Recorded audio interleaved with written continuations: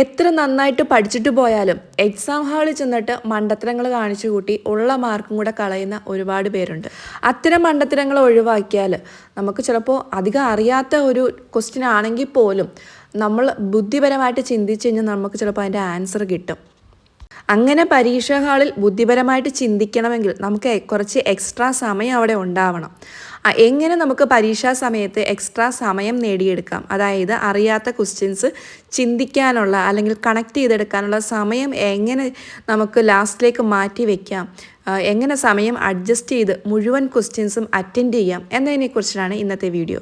PSC പോലെയുള്ള പരീക്ഷകളുടെ പ്രധാന പ്രശ്നം ആ ഒരു പരീക്ഷാ ഹാളിൽ ക്ലോക്ക് ഇല്ലാത്തതാണ്. അത് ഉദ്യോഗാർത്ഥികളോട് ചെയ്യുന്ന ഏറ്റവും വലിയ ചതി തന്നെയാണ്. വാച്ചും കൊണ്ടുപോകാൻ പറ്റുകയില്ല, ക്ലോക്കും കാണില്ല. അപ്പോൾ നമ്മളെന്തായാലും ആ സിറ്റുവേഷൻ ഹാൻഡിൽ ചെയ്യാൻ പഠിച്ചേ പറ്റുള്ളൂ. അതുകൊണ്ട് തന്നെ നിങ്ങളിപ്പോൾ ഒരു 100 മാർക്കിൻ്റെ എക്സാമാണ് എഴുതാൻ പോകുന്നതെങ്കിൽ നേരത്തെ ഉള്ള ക്വസ്റ്റ്യൻസ്, അതായത് പ്രീവിയസ് ക്വസ്റ്റ്യൻ പേപ്പർ വെച്ചിട്ട് നിങ്ങൾ സ്വന്തമായിട്ട് വീട്ടിൽ തന്നെ ഒരു പ്രാവശ്യമെങ്കിലും ഒന്ന് പ്രാക്ടീസ് ചെയ്യണം. അതായത് ഫോണോ ക്ലോക്കോ വാച്ചോ ഒന്നും ഇല്ലാതെ തന്നെ എങ്ങനെ ഈ ഒരു 1.5 മണിക്കൂർ കൊണ്ട് അല്ലെങ്കിൽ 100 ക്വസ്റ്റ്യൻ എങ്ങനെ അറ്റൻഡ് ചെയ്യുമെന്ന് ചെയ്ത് പഠിക്കുക. അങ്ങനെ ചെയ്യുന്നവർക്ക് പരീക്ഷാ ഹാളിൽ ചെല്ലുമ്പോഴും സമയം അഡ്ജസ്റ്റ് ചെയ്യാൻ എളുപ്പമായിരിക്കും. 100 ക്വസ്റ്റ്യൻ ആണെങ്കിൽ ഒരു ക്വസ്റ്റ്യന് നമ്മൾ 1.5 മിനിറ്റിൽ കൂടുതൽ സമയം എടുക്കാൻ പാടില്ല. പരമാവധി ആ 1 മിനിറ്റിൽ തന്നെ ആ ഒരു ക്വസ്റ്റ്യൻ അറ്റൻഡ് ചെയ്യാൻ നോക്കുക. പക്ഷേ ചാടിക്കയറി മാർക്ക് ചെയ്യരുത്. ക്വസ്റ്റ്യൻ നന്നായിട്ട് വായിക്കുക, ഓപ്ഷൻ വായിക്കുക. വീണ്ടും നിങ്ങൾക്ക് ആൻസർ ഏതാണെന്ന് തോന്നുമ്പോൾ ഒന്നുകൂടി ക്വസ്റ്റ്യനും ഓപ്ഷനും കൂടെ ജസ്റ്റ് ഒന്ന് നോക്കി കമ്പയർ ചെയ്തിട്ട് മാത്രമേ ആൻസർ കറുപ്പിക്കാൻ പാടുള്ളൂ. കാരണം ഒരു പ്രാവശ്യം OMR ചെയ്ത് കഴിഞ്ഞാൽ പിന്നീട് അതൊരിക്കലും മായ്ക്കാൻ പറ്റില്ല. പിന്നീട് നമ്മൾ അത് തെറ്റിപ്പോയല്ലോ എന്ന് ഓർത്തിട്ട് അന്നത്തെ പരീക്ഷ മൊത്തം പോകും.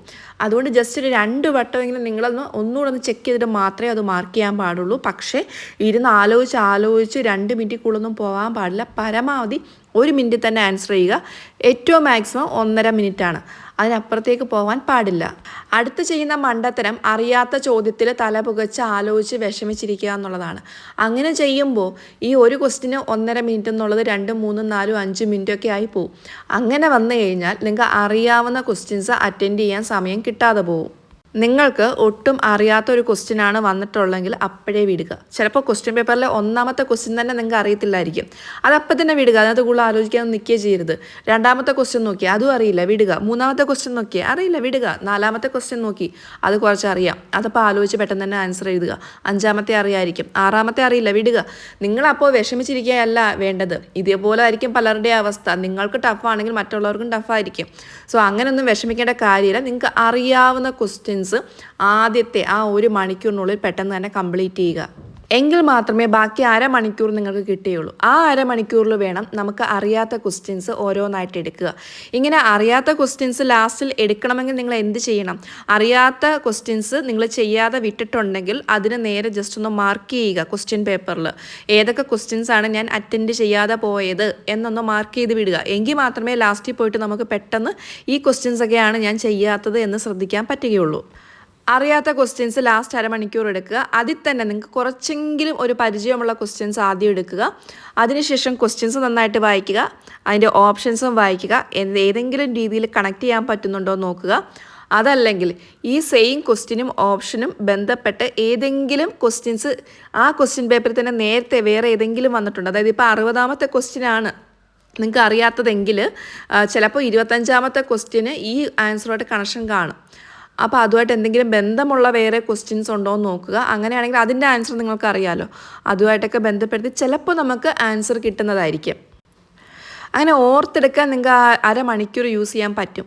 പക്ഷേ നിങ്ങൾ ഒട്ടും സമയം ഇല്ലാതാണ് ഇത് മാനേജ് ചെയ്ത് പോകുന്നതെങ്കിൽ ഈ അറിയാത്ത ക്വസ്റ്റ്യൻസ് ഒന്ന് തിരിഞ്ഞു നോക്കാനുള്ള സമയം പോലും നിങ്ങൾക്ക് കിട്ടില്ല.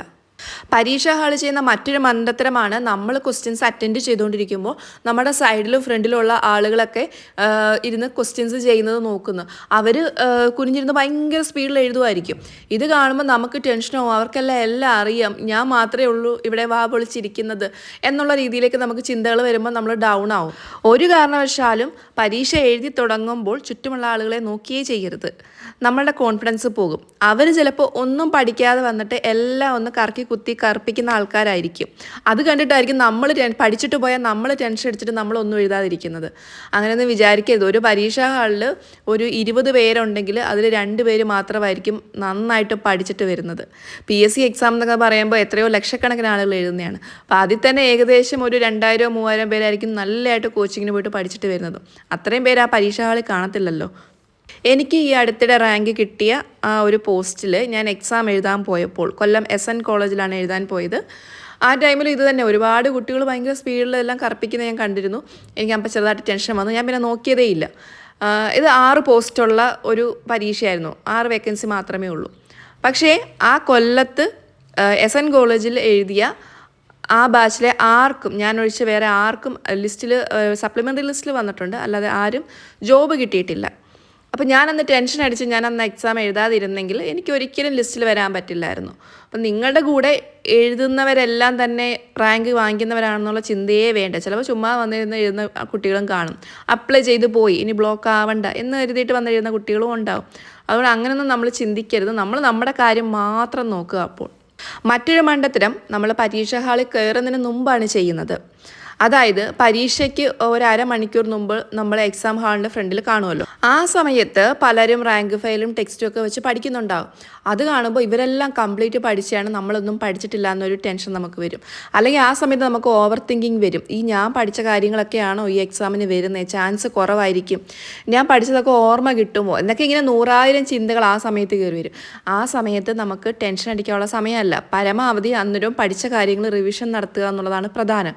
ടെൻഷൻ അടിച്ചു കഴിഞ്ഞാൽ നമുക്ക് BP കൂടും, നമുക്ക് ദാഹം തോന്നും, തളർന്നു പോകുന്ന പോലെ തോന്നും, തലകറക്കം തോന്നും, അവസാനം പരീക്ഷ ഹാളിൽ ചെന്നിട്ട് ഒന്നും ചെയ്യാൻ പറ്റാത്ത അവസ്ഥയാണ്.